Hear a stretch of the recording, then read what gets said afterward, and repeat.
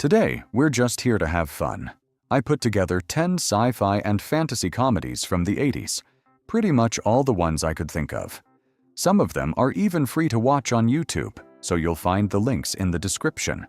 Maybe they'll bring back some good memories, or just provide a great time. We're starting with Bill and Ted's Excellent Adventure. And like many of the films on this list, it has those qualities that make it obvious it was made in the 80s, but in a good way. The story follows two airheaded teens, Bill and Ted, played by Alex Winter and Keanu Reeves. They're on the verge of failing their history class when Rufus arrives from the future with a telephone booth time machine. Since their failure could have consequences far beyond high school, he helps them travel through time and bring back famous historical figures for their class presentation.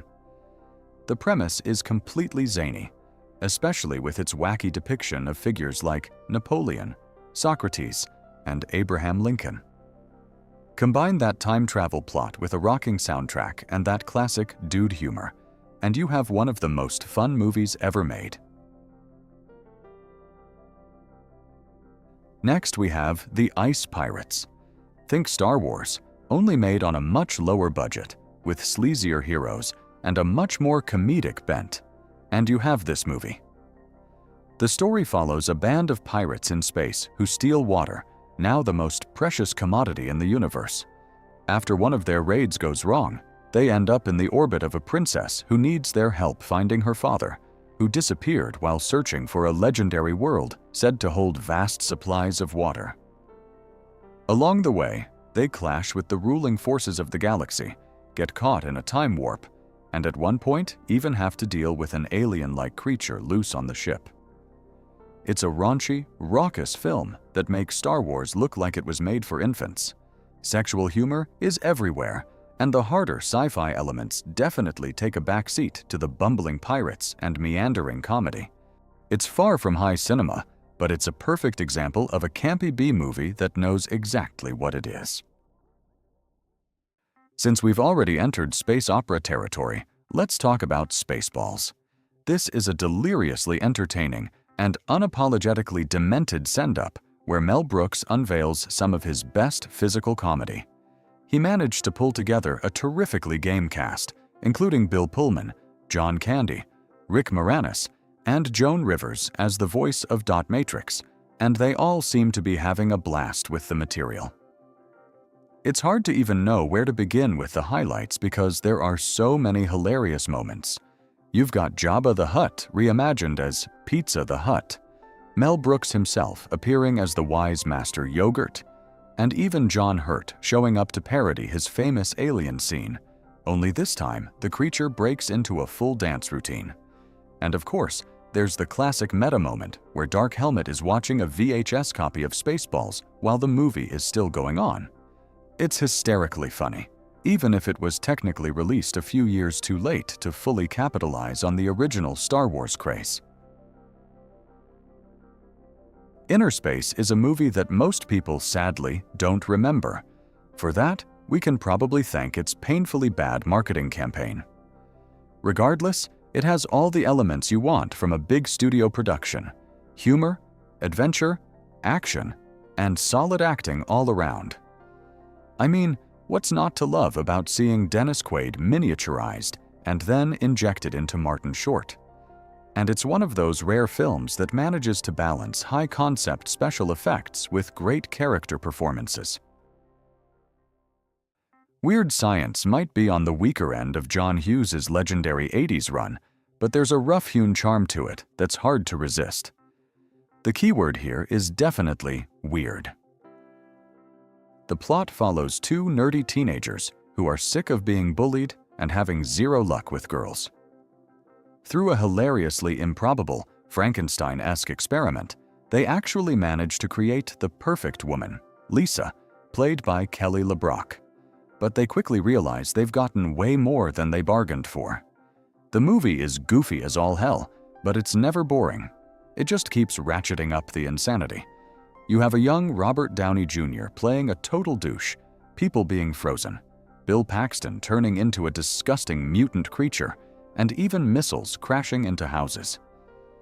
It's probably best experienced when you're 14, but it's still an amusing, very of its time sex comedy all the same. The Adventures of Buckaroo Banzai is a very unusual film, and I can't promise everyone will love it. Some people find it exhausting, while others completely fall for its strange rhythm, comic book energy, and offbeat sense of humor. But if you're in the mood for something that feels totally unlike the average sci-fi adventure, this one absolutely delivers.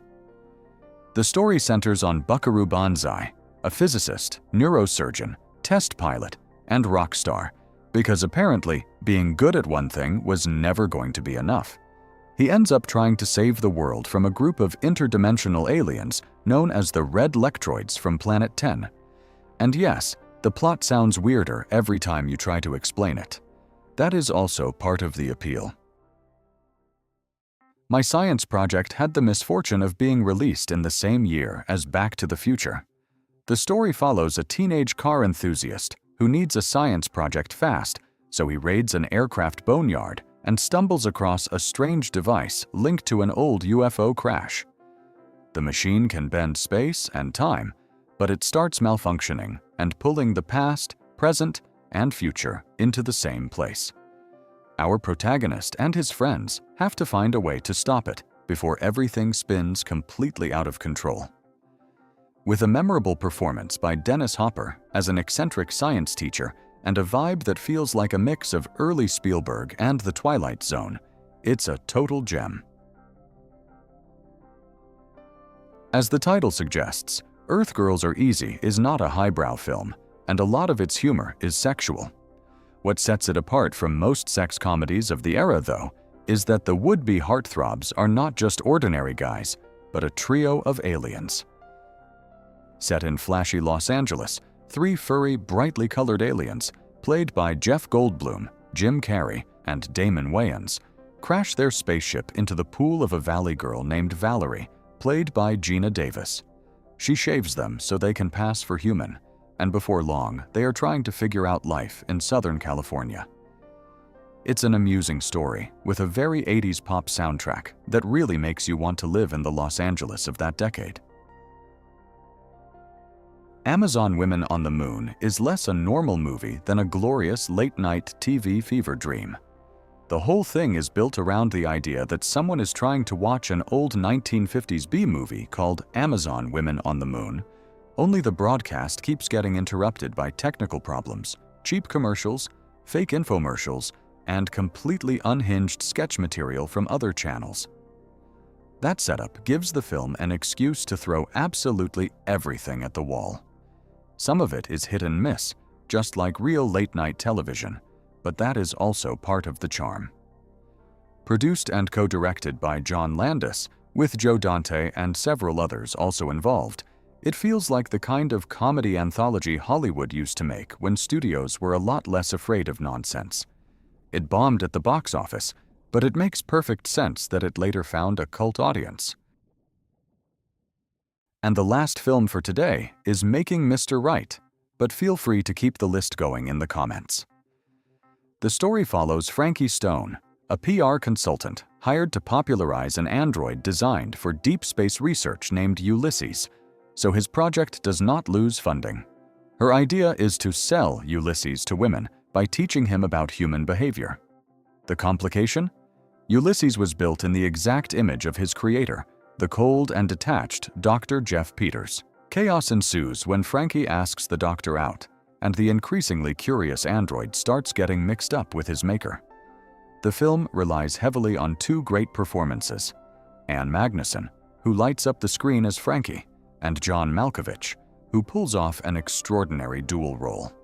He is a total chameleon here, playing both the emotionless scientist and the wide-eyed, innocent android. While it is more of a modestly likable comedy than a full-blown comic knockout, it remains an amiable, chaotic, and ultimately touching look at romance, loneliness, and the fantasy of the perfect man.